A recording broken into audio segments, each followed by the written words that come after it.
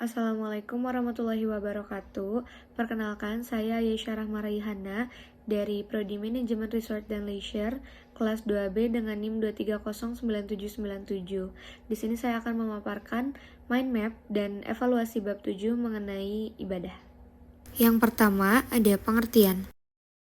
Pengertian ibadah secara etimologi berarti merendahkan diri serta tunduk, sedangkan menurut terminologi adalah sebutan yang mencakup seluruh apa yang dicintai dan diridhoi Allah Subhanahu wa taala. Ibadah adalah segala bentuk pengabdian dan penyembahan kepada Tuhan dalam agama tertentu. Ini mencakup tindakan ritual, spiritual, dan moral yang dianggap sebagai kewajiban bagi pemeluk agama tersebut. Selanjutnya ada macam-macam ibadah. Yang pertama, ibadah mahdah, yaitu merujuk kepada ibadah yang dilakukan secara langsung untuk mencari keridhaan Allah, seperti sholat, puasa, dan zakat. Yang kedua, ibadah ghair madhah, yaitu merujuk kepada ibadah yang tidak dilakukan secara langsung kepada Allah, namun dapat meningkatkan kualitas hidup seseorang dan dianggap sebagai ibadah, seperti bekerja, lalu bekerja dengan jujur, berbuat baik kepada sesama, atau merawat keluarga. Yang ketiga, ibadah wajhain, yaitu merujuk kepada ibadah yang memiliki dua sisi, yaitu aspek lahiriah dan batiniah.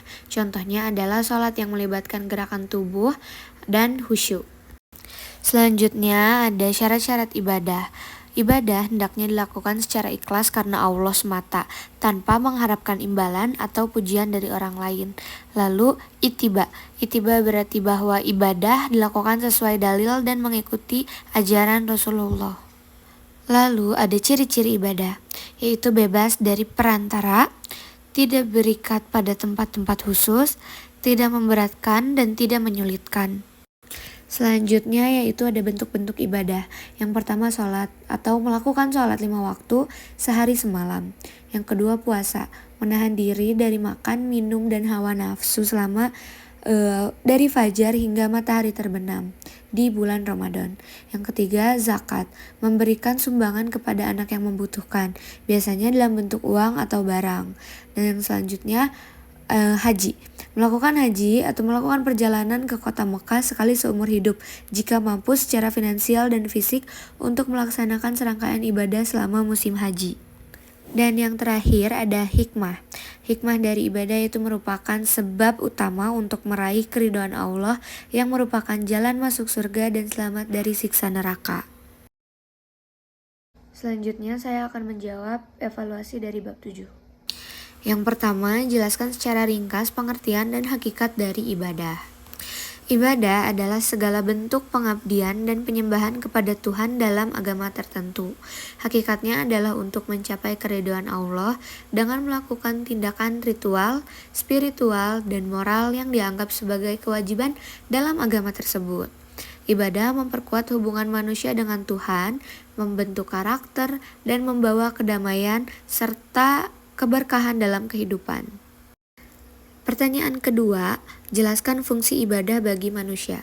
Nah, ibadah memiliki banyak fungsi bagi manusia, termasuk menguatkan hubungan dengan Tuhan, memperbaiki moralitas, meningkatkan kesadaran diri, mengajarkan kesabaran, dan memperkuat solidaritas sosial.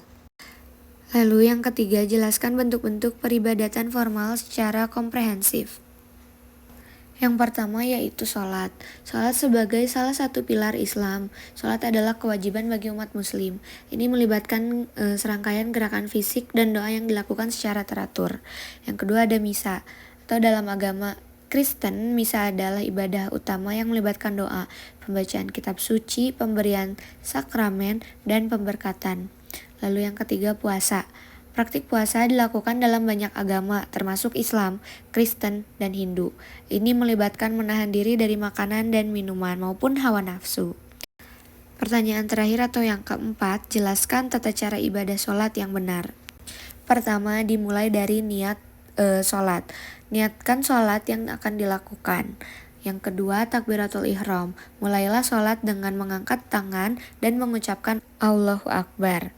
Lalu berdiri tegak, berdiri dengan kaki rapat, tangan di samping tubuh dan fokus pada kiblat.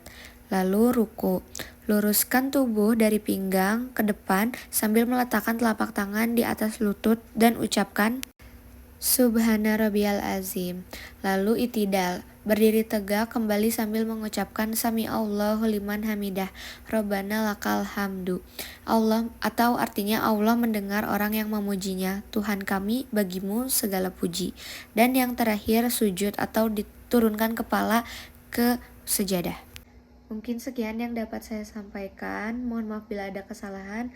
Wassalamualaikum warahmatullahi wabarakatuh.